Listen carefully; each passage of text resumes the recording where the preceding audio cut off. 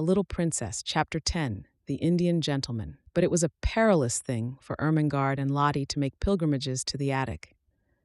They could never be quite sure when Sarah would be there, and they could scarcely ever be certain that Miss Amelia would not make a tour of inspection through the bedrooms after the pupils were supposed to be asleep. So their visits were rare ones, and Sarah lived a strange and lonely life.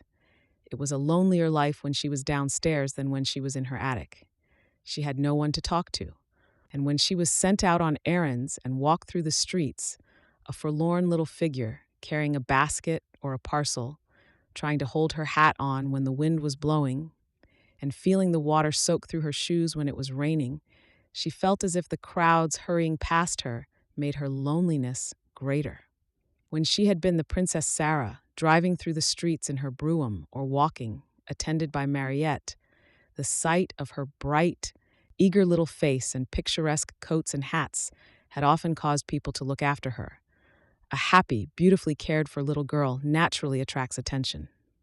Shabby, poorly dressed children are not rare enough and pretty enough to make people turn around to look at them and smile. No one looked at Sarah in these days, and no one seemed to see her as she hurried along the crowded pavements. She had begun to grow very fast, and as she was dressed only in such clothes as the plainer remnants of her wardrobe would supply, she knew she looked very queer indeed.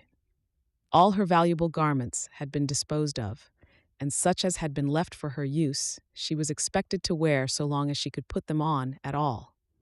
Sometimes, when she passed a shop window with a mirror in it, she almost laughed outright on catching a glimpse of herself, and sometimes her face went red and she bit her lip and turned away. In the evening, when she passed houses whose windows were lighted up, she used to look into the warm rooms and amuse herself by imagining things about the people she saw sitting before the fires or about the tables. It always interested her to catch glimpses of rooms before the shutters were closed. There were several families in the square in which Miss Minchin lived, with which she had become quite familiar in a way of her own. The one she liked best she called the large family. She called it the large family, not because the members of it were big, for indeed most of them were little, but because there were so many of them. There were 8 children in the large family, and a stout, rosy mother, and a stout, rosy father, and a stout, rosy grandmother, and any number of servants.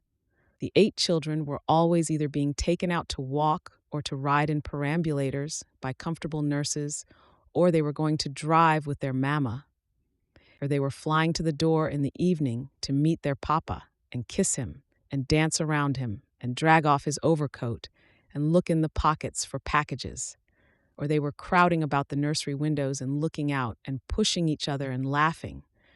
In fact, they were always doing something enjoyable and suited to the tastes of a large family. Sarah was quite fond of them and had given them names out of books, quite romantic names. She called them the Montmorencys when she did not call them the large family. The fat, fair baby with the lace cap was Ethelberta Beauchamp Montmorency. The next baby was Violet Cholmondeley Montmorency. The little boy who could just stagger and who had such round legs was Sidney Cecil Vivian Montmorency. And then came Lillian Evangeline Maud Marian, Rosalind Gladys, Guy Clarence, Veronica Eustacia, and Claude Harold Hector. One evening, a very funny thing happened, though perhaps in one sense it was not a funny thing at all. Several of the Montmorencys were evidently going to a children's party, and just as Sarah was about to pass the door, they were crossing the pavement to get into the carriage which was waiting for them. Veronica Eustacia and Rosalind Gladys, in white lace frocks and lovely sashes, had just got in, and Guy Clarence, aged 5, was following them. He was such a pretty fellow and had such rosy cheeks and blue eyes and such a darling little round head covered with curls that Sarah forgot her basket and shabby cloak altogether. In fact, forgot everything but that she wanted to look at him for a moment. So she paused and looked. It was Christmas time, and the large family had been hearing many stories about children who were poor and had no mammas and papas to fill their stockings and take them to the pantomime, children who were, in fact, cold and thinly clad and hungry.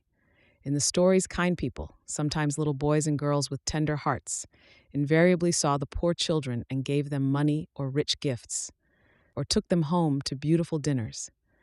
Guy Clarence had been affected to tears that very afternoon by the reading of such a story, and he had burned with a desire to find such a poor child and give her a certain sixpence he possessed, and thus provide for her for life. An entire sixpence, he was sure, would mean affluence for evermore. As he crossed the strip of red carpet laid across the pavement from the door to the carriage, he had this very sixpence in the pocket of his very short man-o'-war trousers. And just as Rosalind Gladys got into the vehicle and jumped on the seat in order to feel the cushions spring under her, he saw Sarah standing on the wet pavement in her shabby frock and hat, with her old basket on her arm, looking at him hungrily. He thought that her eyes looked hungry because she had perhaps had nothing to eat for a long time. He did not know that they looked so because she was hungry for the warm, merry life his home held and his rosy face spoke of, and that she had a hungry wish to snatch him in her arms and kiss him.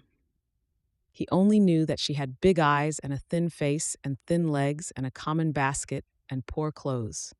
So he put his hand in his pocket and found his sixpence and walked up to her benignly. "Here, poor little girl," he said. "Here is a sixpence. I will give it to you." Sarah started and all at once realized that she looked exactly like poor children she had seen, in her better days, waiting on the pavement to watch her as she got out of her brougham, and she had given them pennies many a time. Her face went red, and then it went pale, and for a second she felt as if she could not take the dear little sixpence. "Oh no," she said.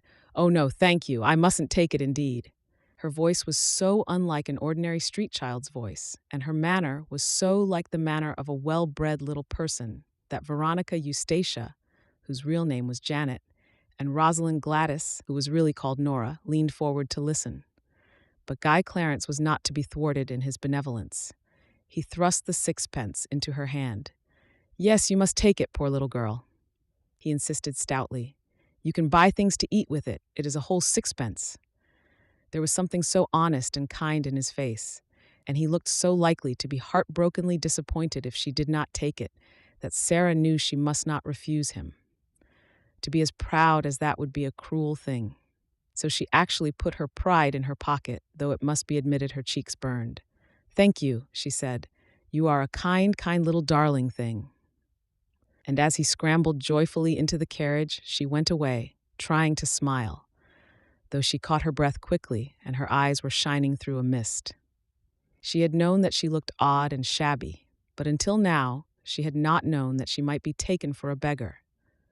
As the large family's carriage drove away, the children inside it were talking with interested excitement.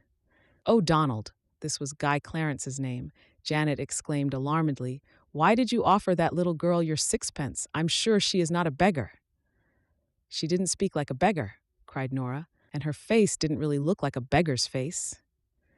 "Besides, she didn't beg," said Janet. "I was so afraid she might be angry with you. You know, it makes people angry to be taken for beggars when they are not beggars." "She wasn't angry," said Donald, a trifle dismayed, but still firm. "She laughed a little, and she said I was a kind, kind little darling thing. And I was," stoutly. "It was my whole sixpence." Janet and Nora exchanged glances. A beggar girl would never have said that, decided Janet. She would have said, "Thank your kindly little gentleman, thank your sir," and perhaps she would have bobbed a curtsy. Sarah knew nothing about the fact, but from that time the large family was as profoundly interested in her as she was in it. Faces used to appear at the nursery windows when she passed, and many discussions concerning her were held round the fire. "She is a kind of servant at the seminary," Janet said. "I don't believe she belongs to anybody. I believe she is an orphan, but she is not a beggar, however shabby she looks." And afterward she was called by all of them the little girl who is not a beggar, which was, of course, rather a long name and sounded very funny sometimes when the youngest ones said it in a hurry. Sarah managed to bore a hole in the sixpence and hung it on an old bit of narrow ribbon round her neck. Her affection for the large family increased, as indeed her affection for everything she could love increased. She grew fonder and fonder of Becky, and she used to look forward to the 2 mornings a week when she went into the schoolroom to give the little ones their French lesson. Her small pupils loved her and strove with each other for the privilege of standing close to her and insinuating their small hands into hers. It fed her hungry heart to feel them nestling up to her. She made such friends with the sparrows that when she stood upon the table, put her head and shoulders out of the attic window, and chirped, she heard almost immediately a flutter of wings and answering twitters, and a little flock of dingy town birds appeared and alighted on the slates to talk to her and make much of the crumbs she scattered. With Melchizedek, she had become so intimate that he actually brought Mrs. Melchizedek with him sometimes, and now and then one or two of his children. She used to talk to him, and somehow he looked quite as if he understood. There had grown in her mind rather a strange feeling about Emily, who always sat and looked on at everything. It arose in one of her moments of great desolateness. She would have liked to believe, or pretend to believe, that Emily understood and sympathized with her. She did not like to own to herself that her only companion could feel and hear nothing. She used to put her in a chair sometimes and sit opposite to her on the old red footstool, and stare and pretend about her until her own eyes would grow large with something which was almost like fear, particularly at night when everything was so still, when the only sound in the attic was the occasional sudden scurry and squeak of Melchizedek's family in the wall. One of her pretends was that Emily was a kind of good witch who could protect her. Sometimes, after she had stared at her until she was wrought up to the highest pitch of fancifulness, she would ask her questions and find herself almost feeling as if she would presently answer. But she never did. As to answering, though, said Sarah, trying to console herself, I don't answer very often. I never answer when I can help it. When people are insulting you, there is nothing so good for them as not to say a word, just to look at them and think. Miss Minchin turns pale with rage when I do it. Miss Amelia looks frightened, and so do the girls. When you will not fly into a passion, people know you are stronger than they are, because you are strong enough to hold in your rage. And they are not, and they say stupid things they wish they hadn't said afterward. There's nothing so strong as rage, except what makes you hold it in. That's stronger. It's a good thing not to answer your enemies. I scarcely ever do. Perhaps Emily is more like me than I am like myself. Perhaps she would rather not answer her friends, even. She keeps it all in her heart. But though she tried to satisfy herself with these arguments, she did not find it easy. When, after a long, hard day, in which she had been sent here and there, sometimes on long errands through wind and cold and rain, she came in wet and hungry, and was sent out again because nobody chose to remember that she was only a child, and that her slim legs might be tired and her small body might be chilled. When she had been given only harsh words and cold, slighting looks for thanks, when the cook had been vulgar and insolent, when Miss Minchin had been in her worst mood, and when she had seen the girls sneering among themselves at her shabbiness, then she was not always able to comfort her sore, proud, desolate heart with fancies when Emily merely sat upright in her old chair and stared. One of these nights, when she came up to the attic cold and hungry, with a tempest raging in her young breast, Emily's stare seemed so vacant, her sawdust legs and arms so inexpressive, that Sarah lost all control over herself. There was nobody but Emily, no one in the world. And there she sat. I shall die presently, she said at first. Emily simply stared. I can't bear this, said the poor child, trembling. I know I shall die. I'm cold, I'm wet, I'm starving to death. I've walked 1,000 miles today, and they have done nothing but scold me from morning until night. And because I could not find that last thing the cook sent me for, they would not give me any supper. Some men laughed at me because my old shoes made me slip down in the mud. I'm covered with mud now, and they laughed. Do you hear? She looked at the staring glass eyes and complacent face, and suddenly a sort of heartbroken rage seized her. She lifted her little savage hand and knocked Emily off the chair, bursting into a passion of sobbing. Sarah, who never cried. You are nothing but a doll, she cried. Nothing but a doll. Doll, doll! You care for nothing. You are stuffed with sawdust. You never had a heart. Nothing could ever make you feel. You are a doll. Emily lay on the floor with her legs ignominiously doubled up over her head and a new flat place on the end of her nose. But she was calm, even dignified. Sarah hid her face in her arms. The rats in the wall began to fight and bite each other and squeak and scramble. Melchizedek was chastising some of his family. Sarah's sobs gradually quieted themselves. It was so unlike her to break down that she was surprised at herself. After a while, she raised her face and looked at Emily, who seemed to be gazing at her round the side of one angle, and somehow, by this time, actually with a kind of glassy-eyed sympathy. Sarah bent and picked her up. Remorse overtook her. She even smiled at herself, a very little smile. "You can't help being a doll," she said with a resigned sigh, "any more than Lavinia and Jessie can help not having any sense. We are not all made alike. Perhaps you do your sawdust best." And she kissed her and shook her clothes straight and put her back upon her chair. She had wished very much that someone would take the empty house next door. She wished it because of the attic window, which was so near hers. It seemed as if it would be so nice to see it propped open someday, and a head and shoulders rising out of the square aperture. If it looked a nice head, she thought, I might begin by saying, "Good morning," and all sorts of things might happen. But of course, it's not really likely that anyone but under servants would sleep there. One morning, on turning the corner of the square after a visit to the grocer's, the butcher's, and the baker's, she saw, to her great delight, that during her rather prolonged absence, a van full of furniture had stopped before the next house, the front doors were thrown open, and men in shirt sleeves were going in and out carrying heavy packages and pieces of furniture. "It's taken," she said. "It really is taken. Oh, I do hope a nice head will look out of the attic window." She would almost have liked to join the group of loiterers who had stopped on the pavement to watch the things carried in. She had an idea that if she could see some of the furniture, she could guess something about the people it belonged to. Miss Minchin's tables and chairs are just like her, she thought. I remember thinking that the first minute I saw her, even though I was so little. I told Papa afterward, and he laughed and said it was true. I am sure the large family have fat, comfortable armchairs and sofas, and I can see that their red flowery wallpaper is exactly like them. It's warm and cheerful and kind-looking and happy. She was sent out for parsley to the greengrocer's later in the day, and when she came up the area steps her heart gave quite a quick beat of recognition. Several pieces of furniture had been set out of the van upon the pavement. There was a beautiful table of elaborately wrought teak wood, and some chairs, and a screen covered with rich oriental embroidery. The sight of them gave her a weird, homesick feeling. She had seen things so like them in India. One of the things Miss Minchin had taken from her was a carved teakwood desk her father had sent her. "They are beautiful things," she said.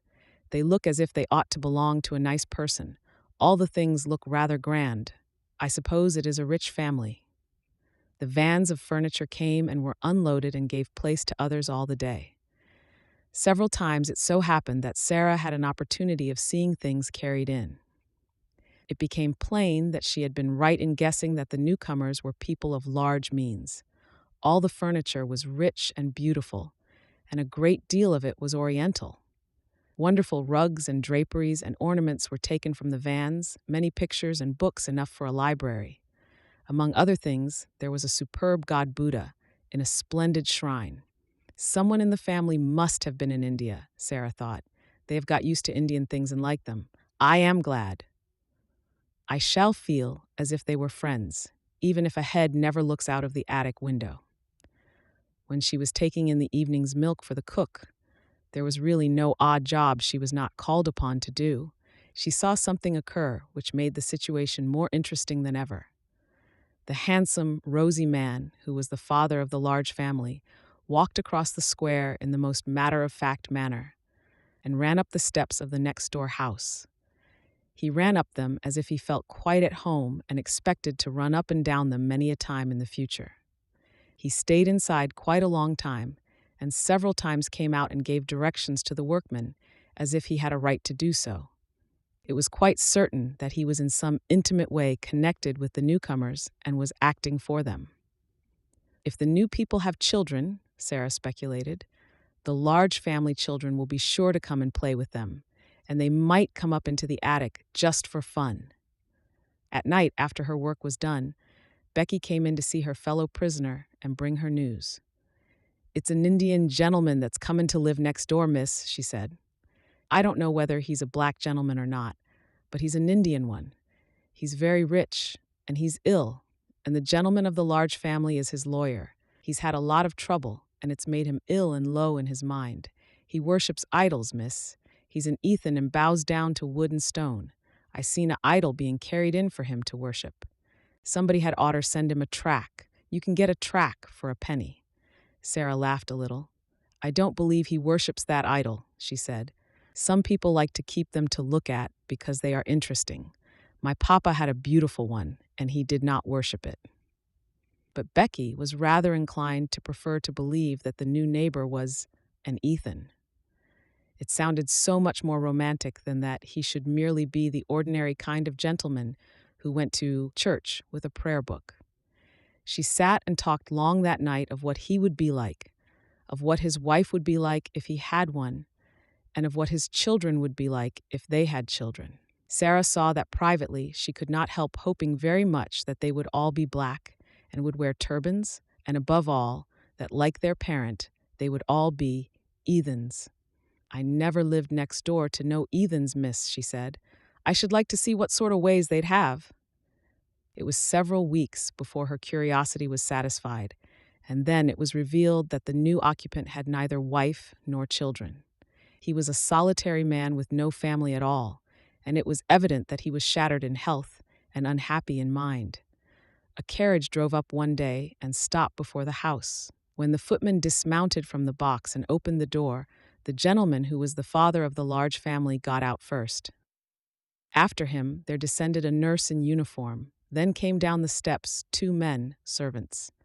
They came to assist their master, who, when he was helped out of the carriage, proved to be a man with a haggard, distressed face and a skeleton body wrapped in furs. He was carried up the steps, and the head of the large family went with him, looking very anxious. Shortly afterward, a doctor's carriage arrived, and the doctor went in, plainly to take care of him. "There is such a yellow gentleman next door, Sarah," Lottie whispered at the French class afterward. "Do you think he is a Chinese? The geography says the Chinese men are yellow." "No, he is not Chinese," Sarah whispered back. "He is very ill. Go on with your exercise, Lottie." "Non, monsieur. Je n'ai pas le canif de mon oncle." That was the beginning of the story of the Indian gentleman.